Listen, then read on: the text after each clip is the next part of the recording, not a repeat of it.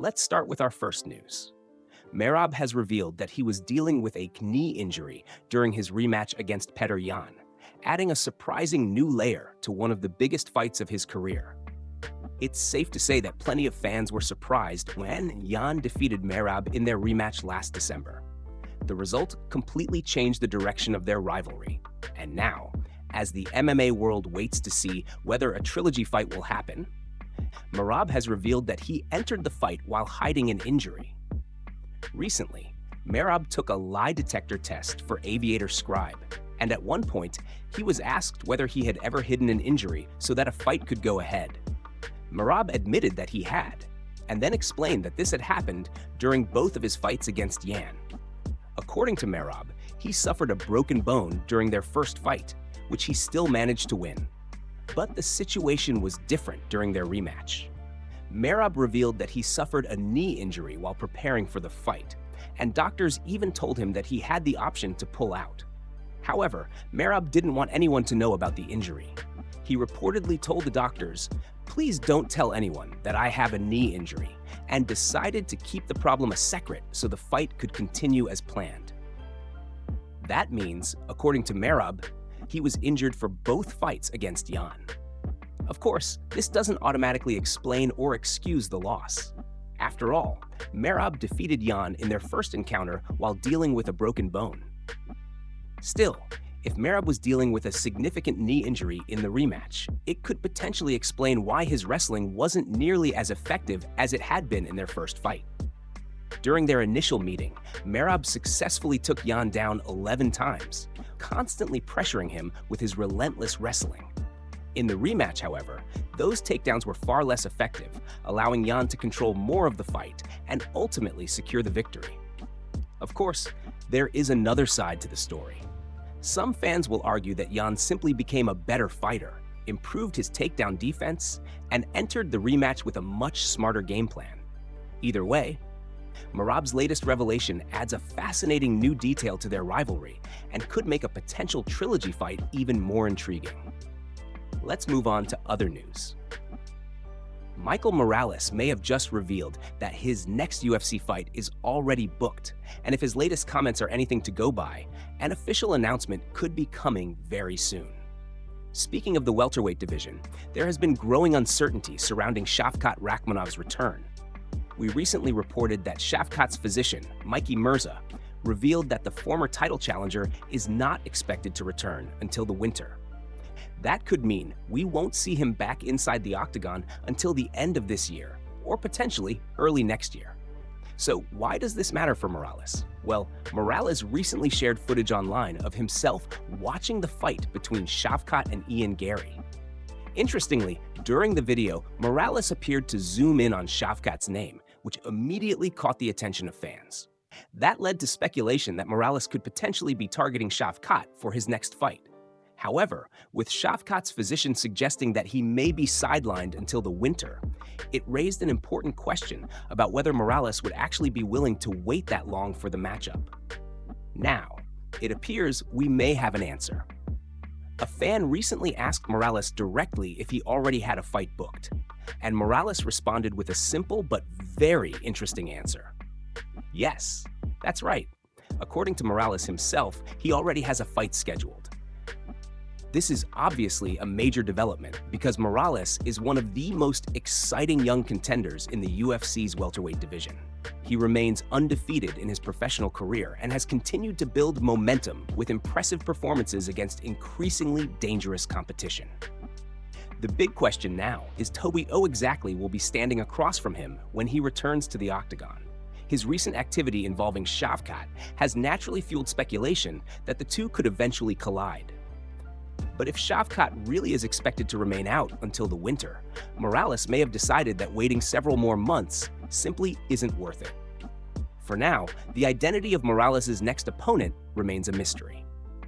But considering he has already confirmed that the fight is booked, fans probably won't have to wait much longer for the official announcement. Whatever happens, Morales appears ready to get back inside the octagon, and his next fight could be another major step toward establishing himself as one of the UFC's top welterweight contenders. Let's move on to other news. Johnny Walker has been officially removed from the UFC Belgrade card just days before the promotion's highly anticipated debut event in Serbia. With UFC Belgrade scheduled to take place this Saturday, fans were expecting Walker to make his heavyweight debut on the card. However, it now appears that those plans have been scrapped after the UFC was unable to find a replacement opponent for him. According to a recent report from MMA Fighting's crews, the promotion has reportedly been unable to secure a new opponent for Walker after his original opponent, Dante DeLea, withdrew from the event last month due to an injury. Since the event is now just days away and there has still been no announcement regarding a replacement, the news isn't necessarily a huge surprise. However, it's still a major disappointment for fans who are looking forward to seeing Walker compete in a new division. Walker has built a reputation as one of the most explosive and unpredictable fighters on the UFC roster. Known for his devastating knockout power and aggressive fighting style, the Brazilian was expected to bring plenty of excitement to the heavyweight division. His appearance at UFC Belgrade would also have marked an important moment in his career, as he was scheduled to make his official heavyweight debut. Unfortunately, with the UFC unable to find a suitable replacement in time, Walker will now have to wait for another opportunity to make his move up to heavyweight. And this is not the first major name that the Belgrade card has lost. The event has already faced several changes during its build-up, and losing an established fighter like Walker this close to fight night is another blow to the card. For the UFC, the priority now will be making sure the remaining matchups stay intact and that the event delivers a strong show despite the late withdrawals. As for Walker, fans will have to wait a little longer to see him compete at heavyweight. The former light heavyweight contender will now be looking ahead to his next opportunity. And considering his reputation for exciting fights, it may not be long before the UFC finds him another matchup. For now, though, his UFC Belgrade appearance is officially off the table. Let's move on to other news. Sean Strickland is once again speaking out about the UFC's fighter pay situation, and this time, the former middleweight champion didn't hold back. As Strickland continues his second run as UFC middleweight champion, he remains one of the biggest names in the promotion. But if anyone thought becoming champion again would suddenly turn him into a company man, they clearly haven't been paying attention. For months, Strickland has been extremely vocal about his criticism of the UFC and the way fighters are compensated. And considering his personality, it probably shouldn't come as a surprise. Strickland has never been someone who keeps his opinions to himself. However, during a recent interview with Sean Ryan, Strickland appeared to take his criticism to another level, describing the financial struggles that many UFC fighters allegedly face. Strickland explained that some fighters are reportedly being signed to deals worth $10,000 to show and another $10,000 to win. That means a fighter could potentially earn $20,000 if they win, but only $10,000 if they lose.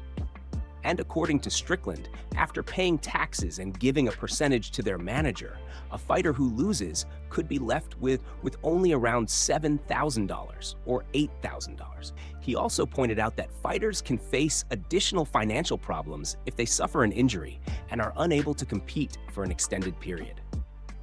Strickland went as far as calling the UFC's pay structure brutal and predatory, arguing that the situation can be particularly difficult for fighters living in countries where the cost of living is lower.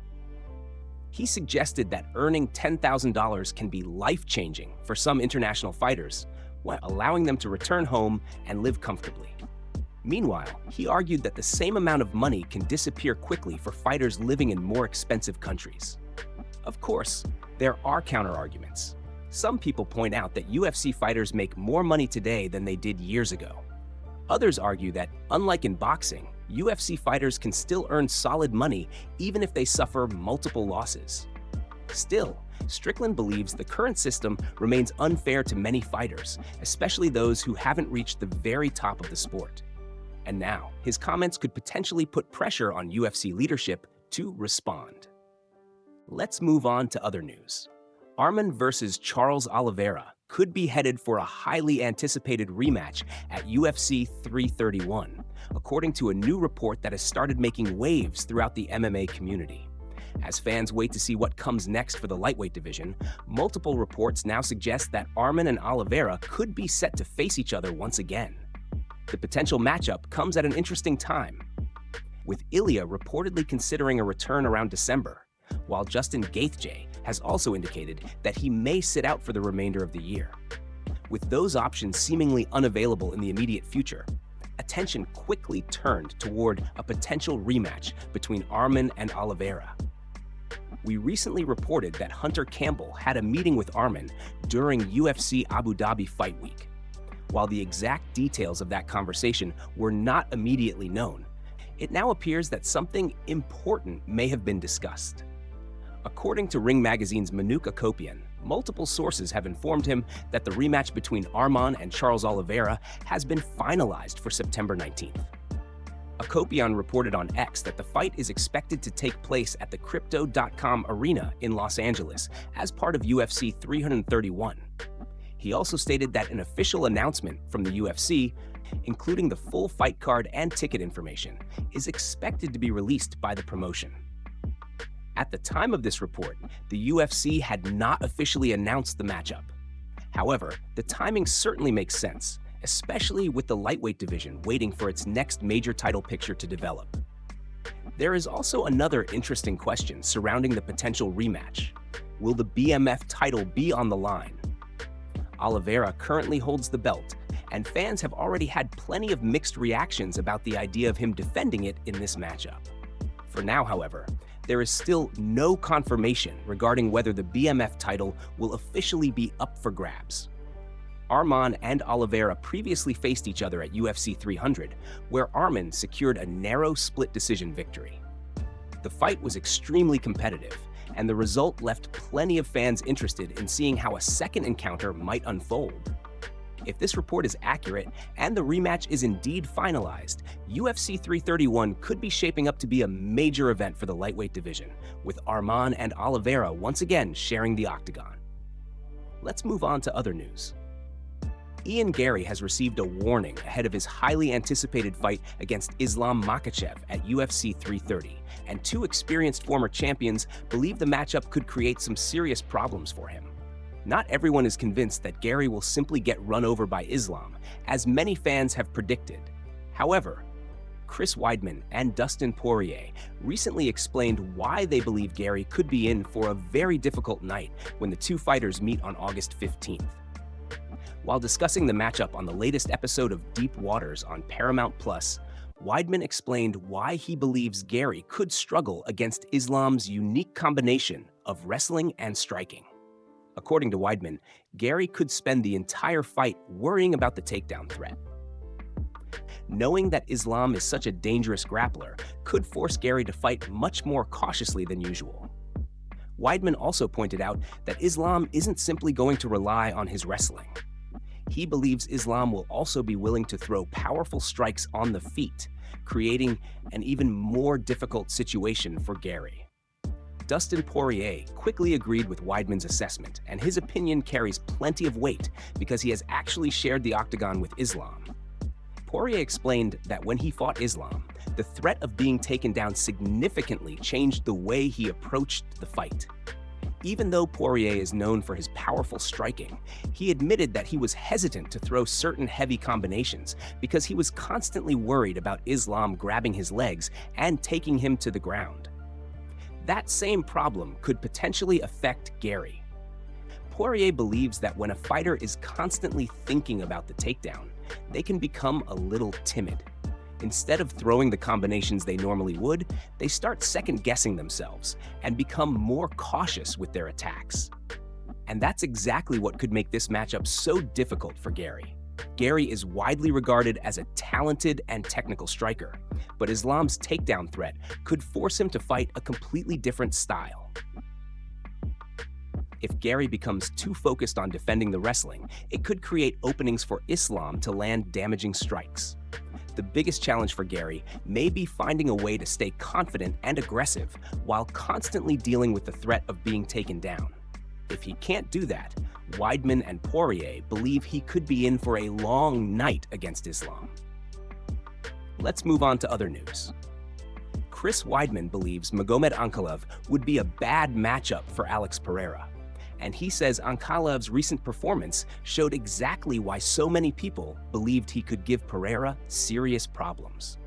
According to Weidman, Ankalaev demonstrated the kind of well-rounded game that could potentially frustrate Pereira, especially when it comes to wrestling and controlling the fight on the ground. Speaking about Ankalaev's performance, Weidman made it clear that he doesn't believe the fighter should be blamed for the way the fight unfolded. Instead, he argued that Ankalaev simply executed a strategy that many people expected him to use against Pereira. Weidman explained that because the fight was scheduled for 5 rounds, Ankalaev had every reason to take his time early on.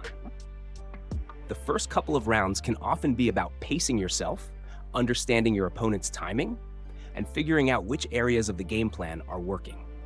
But according to Weidman, Ankalaev didn't simply survive those opening rounds. He dominated the fight in virtually every area. The biggest difference, however, was seeing Ankalaev consistently rely on his wrestling. Weidman pointed out that this was one of the first times in a long time that fans had seen Ankalaev showcase his wrestling to such a significant extent. And in his opinion, that's exactly what many people wanted to see from Ankalaev when he faced Pereira. Pereira is widely regarded as one of the most dangerous strikers in MMA, with devastating power and the ability to end a fight with a single clean shot. Because of that, standing and trading with him can be extremely dangerous. However, a fighter with strong wrestling and the ability to control where the fight takes place could potentially neutralize some of Pereira's biggest strengths. That's why Weidman believes Ankalaev could have been such a difficult opponent for Pereira. The argument is that Ankalaev's performance demonstrated how effective a disciplined wrestling-heavy approach can be against a dangerous striker. Rather than allowing Pereira to dictate the pace on the feet, Ankalaev's style could force him to constantly defend takedowns and fight from uncomfortable positions. For Weidman, this is exactly why Ankalaev was considered a bad matchup for Pereira in the first place. His wrestling, patience, and ability to dominate across different areas could have presented a major challenge to Pereira's striking-focused style.